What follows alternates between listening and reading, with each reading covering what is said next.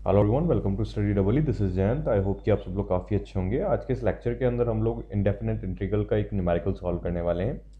ये जो न्यूमेरिकल है ये अलजेब्रिक इक्वेशंस के ऊपर बेस्ड होने वाला है। न्यूमेरिकल दिखने में थोड़ा सा अजीब लग रहा है हमें, बिकॉज इंटीग्रेशन के अंदर जो डिवीज़न होता है वो वैसे ही थोड़ा सा टफ माना जाता है, और कई सारे ऐसे फंक्शंस होते हैं जिन्हें डिवाइड करके फिर उनका इंटीग्रेट करना थोड़ा सा मुश्किल होता है। सो हम लोग डिफरेंट डिफरेंट अप्रोचेस काम में लेते हैं इंटीग्रेशन करने के लिए।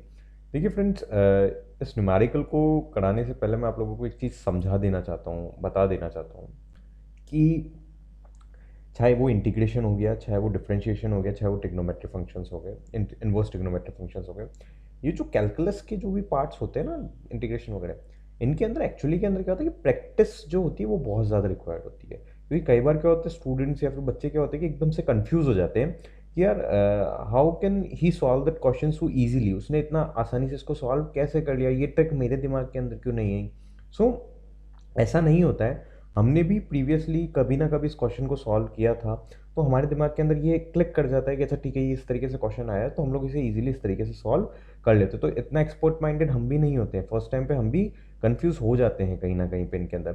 सो गाइस, एकदम घबराना नहीं है कि अरे यार ये एकदम से इतना कैसे सॉल्व कर रहे हैं या इनका क्वेश्चन रटा हुआ है, तो इस तरीके से बिल्कुल नहीं सोचना है। ये कुछ क्वेश्चंस होते हैं जिनकी कुछ स्पेसिफिक ट्रिक्स होती हैं, उन ट्रिक्स के हिसाब से इन क्वेश्चंस को सॉल्व किया जाता है। सो गाइस, चलिए शुरू करते हैं इस क्वेश्चन को सॉल्व करना। तो सबसे पहले हमारे सामने जो दिया हुआ है उसके अंदर हमें एक इंटीग्रेटिंग टर्म दी हुई है जो कि आपके पास के अंदर कुछ इस तरीके से, और हमें इसे dx के रेस्पेक्ट के अंदर इंटीग्रेट इवेल्यूएट करना है। So now before starting our evolution, let's write I is equals to integration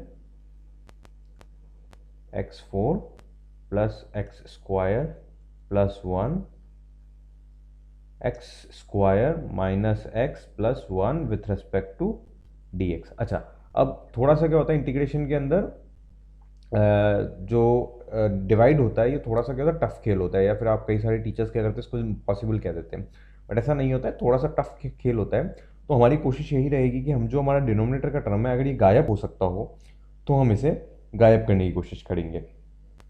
ठीक है, तो सबसे पहले इसको गायब करने के लिए हमें क्या करना होगा कि एक ट्रिक छोटी सी ध्यान रखिएगा कि यहाँ पे सबसे पहले हम लोग ऊपर जो न्यूमिनेटर है हमारा, उसके अंदर हम लोग थोड़ी सी छेड़छाड़ करते हैं। हम न्यूमिनेटर को क्या करते हैं कि न्यूमिनेटर के अंदर हम लोग and subtracting adding and subtracting x square, किसके अंदर, इन न्यूमिनेटर। ठीक है ना, न्यूमिनेटर के अंदर हम लोग क्या करते हैं, एक्स स्क्वायर को ऐड और सब्ट्रैक्ट कर देते हैं। ठीक है, हम लोगों ने क्या किया, एक्स स्क्वायर को ऐड और एक्स स्क्वायर को सब्ट्रैक्ट कर दिया, किसके अंदर, न्यूमिनेटर के अंदर। ये क्वेश्चन जो है, ये क्वेश्चन हम लोगों ने आर डी शर्मा से उठाया है। ठीक है ना, इसके अंदर हम लोगों ने एक्स स्क्वायर को ऐड और एक्स स्क्वायर को सब्ट्रैक्ट कर दिया। अच्छा, अभी भी आप लोगों के दिमाग के अंदर यही आ रहा होगा यार इसको ऐड और सब्ट्रैक्ट किस क्यों किया, क्या किया, तो आप इस क्वेश्चन के साथ में आखिर तक बने रहिएगा, आपको बहुत सारे डाउट क्लियर होंगे। जैसे ही हम लोगों ने ऐड और सब्ट्रैक्ट किया, तो क्या ये हमारे पास के अंदर 2x स्क्वायर इंटू 1 इस तरीके से लिखा हुआ नहीं हो सकता है, बिल्कुल हो सकता है। इसको और हम लोग और सिंप्लीफाई करके देख लेते हैं, x4 plus 2x square plus 1 minus x square upon के अंदर हो गया ये आपके पास के अंदर x square minus x plus 1 with respect to d x. ठीक है, तो अब जैसे ही ये हुआ तो अब यहाँ पे इस चीज़ को आप नोटिस करिए और देखिए, क्या ये आपके पास के अंदर ए प्लस बी का होल स्क्वायर का आइडेंटिटी नहीं लग रहा है। जी हाँ, बिल्कुल लग रहा है। तो इसके अंदर ए की वैल्यू जो हो जाएगी वो क्या हो रही है आपके पास के अंदर, एक्स स्क्वायर, और जो बी की वैल्यू हो रही है वो क्या हो रही है आपके पास के अंदर, 1। तो कहीं ना कहीं पे आपके पास के अंदर इस तरीके से लिखा जा सकता है ना, एक्स स्क्वायर प्लस 1 का whole square minus x square divided by x square minus का एक्स और प्लस का 1। ठीक है, with respect to d x. यहाँ तक किसी को कोई डाउट?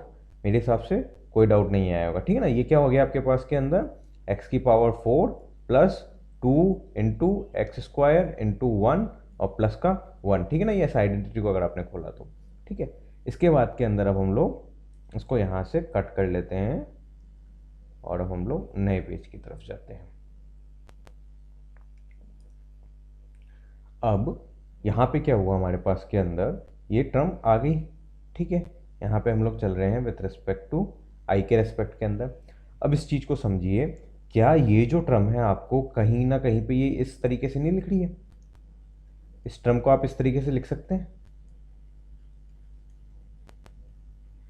जी हाँ, हम लोग इस टर्म को बिल्कुल इस तरीके से लिख सकते हैं। तो अब यहाँ पे क्या होगा, एक्स स्क्वायर प्लस 1 माइनस का एक्स। यहाँ पे कई बार क्या होता है फ्लुएंसी के अंदर बच्चे एक्स स्क्वायर कर देते हैं, तो वो नहीं करना है, ठीक है। ये हो गई आपके पास के अंदर ये एक टर्म, चाहो तो यहाँ पे प्लस कर लो और इसको कर लो अब आपके पास के अंदर एक्स स्क्वायर प्लस के अंदर 1 और माइनस के अंदर एक्स, ठीक है, होल इंटीग्रेशन। और ये हो गया आपके पास के अंदर एक्स स्क्वायर माइनस के अंदर एक्स प्लस के अंदर 1 और यहाँ पे ये डी एक्स। इस टर्म से ये टर्म पूरी हो गई आपके पास के अंदर क्या, कैंसिल, ठीक है ना, ये होल टर्म कैंसिल हो गई। अब आप लोगों के पास के अंदर क्या बची, केवल ये वाली टर्म, ओनली ये वाली टर्म बची है अब आपके पास के अंदर, ठीक है। तो अब इस वाली टर्म को हम लोग वापस से हमारी सेलेक्ट करके और नए पेज के ऊपर ले लेते हैं। अब हमारे पास के अंदर क्या बची, केवल और केवल ये टर्म। अब इस टर्म को हमें क्या करना है, केवल इस टर्म को हमें इंटीग्रेट करना है, किसके रेस्पेक्ट के अंदर, कि डी एक्स के रेस्पेक्ट के अंदर। जैसे ही आपने इस टर्म को इंटीग्रेट करा तो आपके पास के अंदर हो जाएगा एक्स क्यूब अपॉन 3, ये एक्स, ये हो गया x square upon 2 plus c, and this is your answer, ठीक है। आई होप कि ये दिखने वाला टफ न्यूमेरिकल आप लोगों को काफ़ी इजीली समझ में आया होगा। अच्छा, अब आप अपने दिमाग के अंदर सोचिएगा कि क्या हम लोग इस सिमिलर न्यूमेरिकल्स को, ऐसे नहीं दिखने वाले न्यूमेरिकल्स को, क्या हम लोग लॉन्ग डिवीजन मेथड से सॉल्व कर सकते हैं क्या? जी हाँ, बिल्कुल कर सकते हैं, बट एक स्पेसिफिक पैटर्न था, इसको आर डी शर्मा के अंदर स्पेसिफिकली इसी तरीके से सॉल्व किया गया था, तो मैंने इसी तरीके से इसको समझाने की कोशिश करी है। आई होप दैट कि ये वीडियो आप लोगों को अच्छा लगा होगा। अगर अच्छा लगा है तो आप लोग प्लीज़ अपने फ्रेंड्स के साथ में इस वीडियो को शेयर करिएगा। थैंक